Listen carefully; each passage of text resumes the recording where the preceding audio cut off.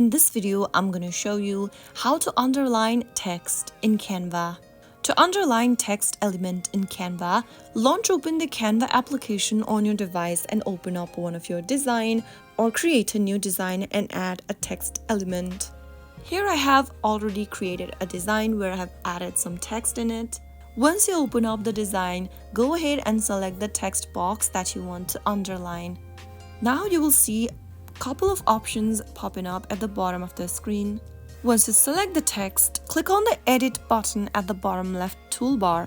And then from the expanded menu, click on this U with a little underline in it, which will then help you add an underline beneath your text. This has now underlined the highlighted text. If you don't see the underline option, ensure that the text box is selected and highlighted, then only you will be able to see this option. So that is how you can easily underline a text in Canva.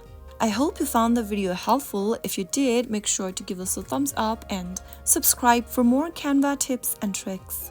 I will be back again in the next episode. Thank you for watching.